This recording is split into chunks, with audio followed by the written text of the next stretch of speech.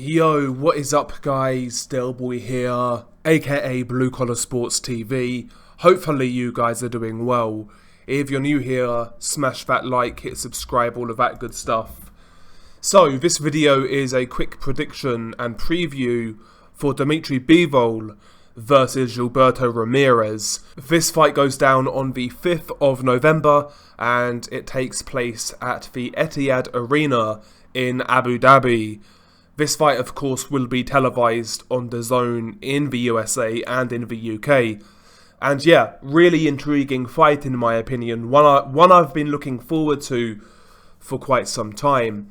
Bivol obviously coming off that win over Canelo Alvarez. His stock right now among casual boxing fans is at an all-time high. Whereas Gilberto Ramirez has been operating under the radar for quite some time. Nevertheless, I see him as a talented fighter who is very dangerous. So yeah, two unbeaten guys going at it. I find this to be a very intriguing fight. Now let's briefly break down the tale of the tape between these two fighters. We shall start with the champion, Dmitry Bivol. Dmitry Bivol has a perfect record of 20-0, 11 of his 20 wins coming by way of knockout. Gilberto Ramirez also has a perfect record of 44-0, 30 of his 44 wins coming by way of knockouts. Dmitry Bivol is listed as 6 foot tall with a 72-inch reach, whereas Gilberto Ramirez is listed as 6'2.5" with a 75-inch reach. So Ramirez is significantly taller and longer.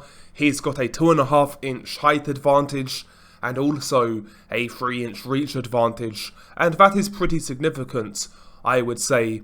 Dmitry Bivol is an orthodox fighter, whereas Gilberto Ramirez is a southpaw, which could be interesting considering Dmitry Bivol certainly hasn't fought any quality southpaws in his pro career to date, and both guys are 31 years old. So both guys, I would say, are in their physical primes right now. But yeah, when you look at the tail of the tape, I mean, Gilberto Ramirez certainly has a few advantages, certainly physically.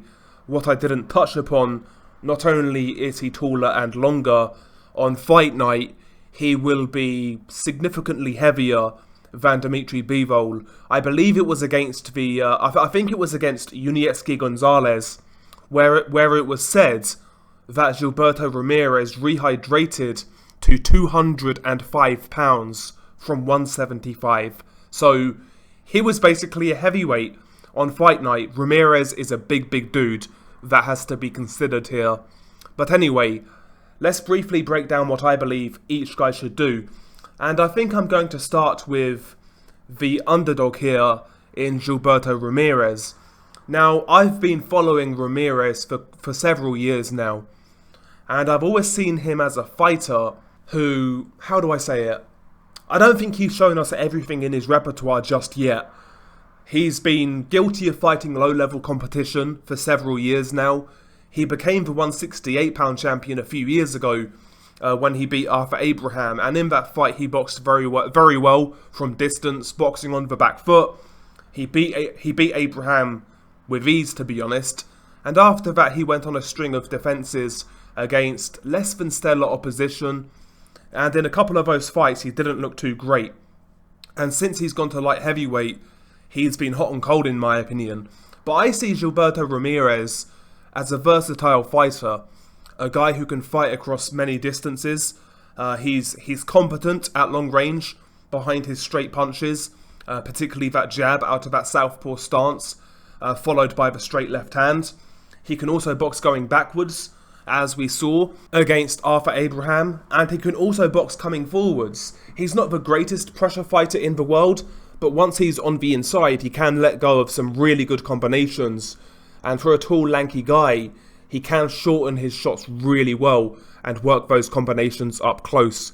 Good hooks to the body, a sneaky uppercut through the middle, particularly with his lead hand. And yeah, he's got a nice right hook as well up close. So yeah, I mean, I would say Ramirez is a versatile fighter.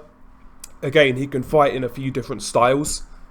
And for this fight against Dmitry Bivol, I think he needs to be trying to apply pressure on Bivol from the high guard with a ramrod consistent jab, followed by the straight left hand. Try to apply pressure while maintaining range against Dmitry Bivol and do it behind straight punches. Bivol is really good when you stand off him and you don't offer him much movement going back or coming forwards.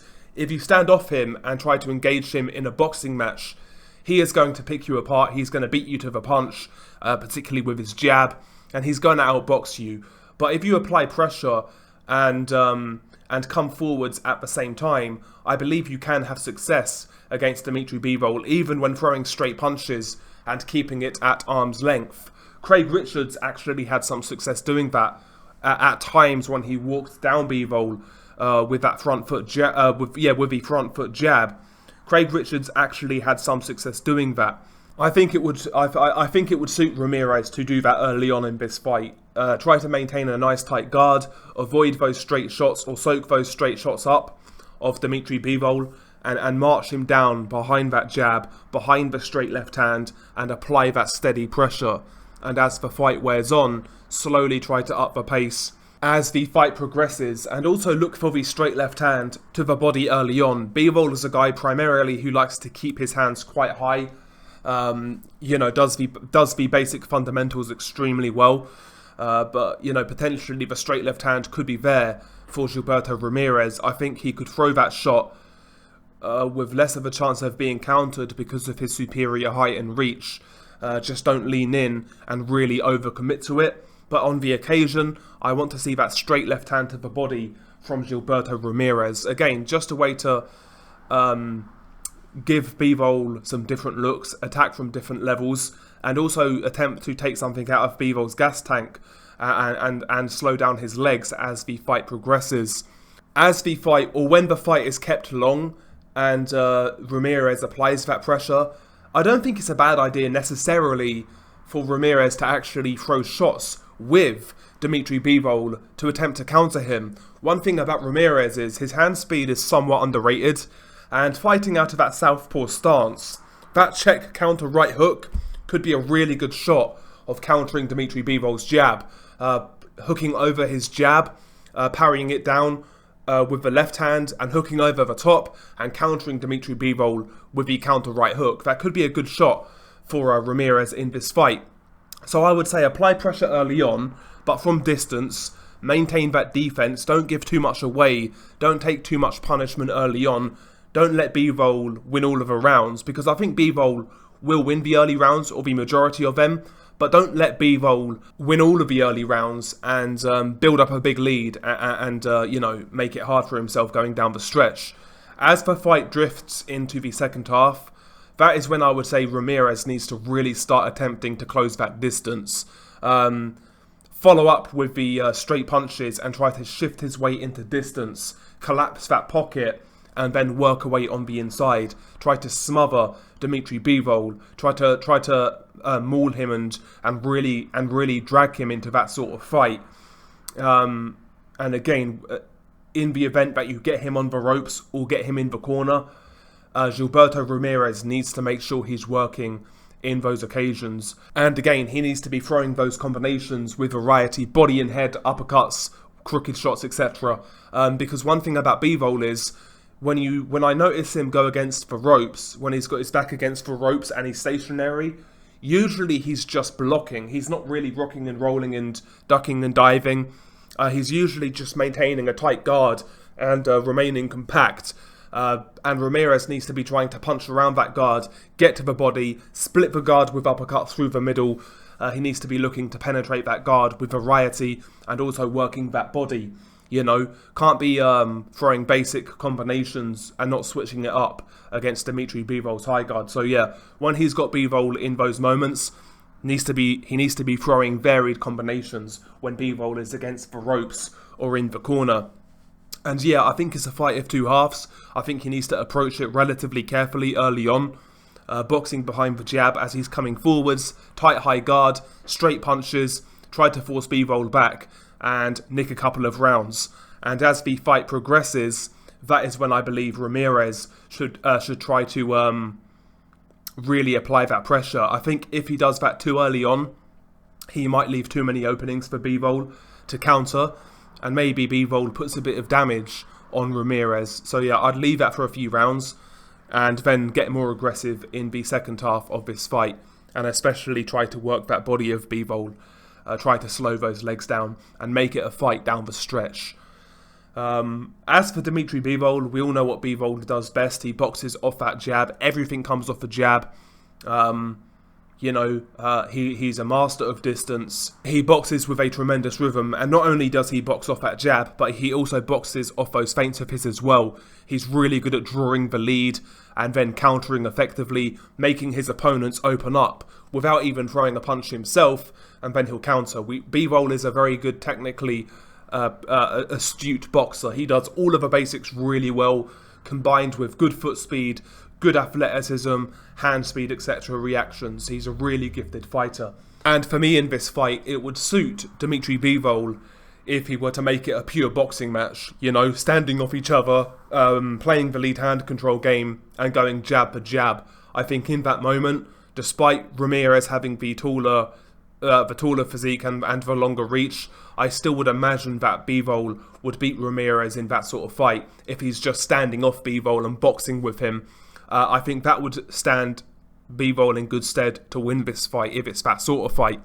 One thing I think Bivol should have been doing in the build up to this fight would be working on his power, because I think Ramirez is going to take some discouraging here, and I actually wouldn't mind seeing Bivol in this fight try to be a bit more aggressive early on. Again, do it in his style, that sort of boxer/boxer puncher style behind those straight punches.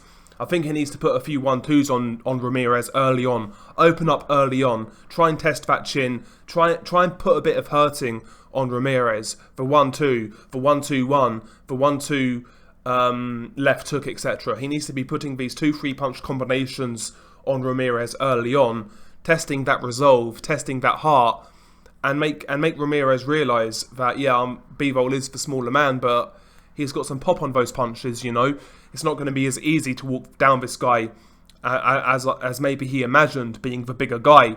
And I think it would suit Bivol to try to set out his stall early on in this fight and land some good shit on Ramirez. Speaking of bodywork, we mentioned Ramirez doing it against Bivol, but I think Bivol, his bodywork against Ramirez could be key in this fight. There's a lot of body to aim at. Ramirez is taller, longer, and one thing about Bivol is he's got really good straight punches to the body. His jab to the body is actually really underrated, and he's got a good straight right hand to the pit of the stomach also. He'll feint a jab up top, and sometimes he'll come low with a straight right hand, or he'll feint a jab up top and then he'll come low with a jab to the body. I think those sort of shots against Ramirez, those stabbing straight shots to the body, could be very effective at slowing down Ramirez's pressure. Not only that, Bivol's feint game is so good, he could be throwing feints to distract Ramirez, throwing feints like he's going to throw a headshot, go down to the body. And if Bivol does that a few times, Ramirez would kind of adjust or expect for body shots, and then he could reverse it, where he throws a feint to the head, but he doesn't go downstairs, he goes to the head instead. So feint, then jab, or feint, then straight right hand to the head, and alternate those feints and try to confuse Ramirez, because I think Ramirez will bite on those feints. Got a feeling he will. And that is one of Bivol's best attributes in his game. People talk about his jab and his straight right hand, very good. People talk about his footwork, very good. But his feint game is among the best I've seen in boxing. Not only with his hands, but his shoulders, his waist, or his hips, and even his feet. His feint game is elite, no doubt about it. And he needs to be utilizing that against the bigger man in Ramirez to get him, number one, to get him to commit so you can counter, but also to make him anticipate a certain shot but surprise him with another shot. So the feint game of Bivol against the much bigger man could be key here in this fight, and that is very often the case when you see a smaller guy going up against a much bigger man. The feint game of Bivol will be very important. I think he needs to try to approached this fight relatively aggressively by his standards early on, tried to work the body, and yeah, tried to keep this a boxing match as long as possible, tried to be switching up the tactics as the rounds progress, and ultimately just make it a tricky fight for Gilberto Ramirez. Tried to fight it on his terms. You know, he can't afford to let Ramirez push him back, but if he could usher Ramirez forwards and keep it at his own rhythm and his own pace, then he can certainly outbox Ramirez. You know, there's a difference between being forced backwards and wanting to go backwards, is what I'm trying to say. And yeah, I think in this fight I think Bivol might need to show us more aggressiveness. That is the main sort of takeaway I have from this prediction, because again, Ramirez is much bigger. I believe he'll take some discouraging, and you know, he himself has power. He's a strong dude, so like, this guy needs to be discouraged.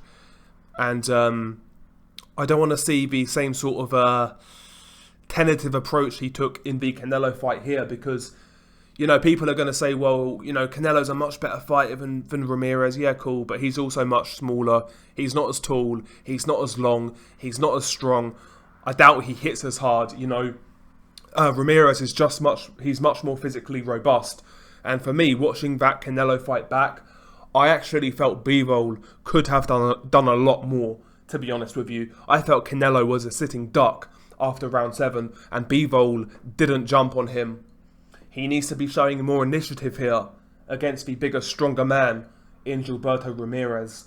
Ramirez has been unheralded, I would say, or not. He hasn't really been talked about in recent years, but I see a very dangerous fighter there for Dmitry Bivol. I think this is going to be an extremely hard fight.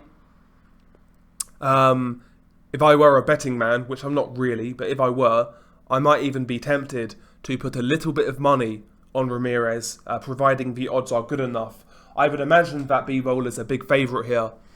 And he should be a favourite, no doubt, but I just see Ramirez as a threat. I do see him as a threat here. But yeah, I mean, my final prediction, I would say, would be Dmitry Bivol on points. I actually think this is going to be close. Maybe a 115-113, 115-114, maybe a majority decision, even a split decision. I think it's going to be that sort of fight, but I think Dmitry Bivol will escape with a razor-thin decision. Probably deserved, but I think it'll be razor close. I think it's a hard fight, and it's a fight I'm looking forward to. No doubt. But yeah, share your thoughts below. It's been your guy Delboy. If you wonder why if I sound different, I've got a cut inside my mouth, so it's kind of fucking killing me right now, but it is what it is. Share your thoughts below. Who are you picking to win this fight and how? Share your thoughts below. Peace.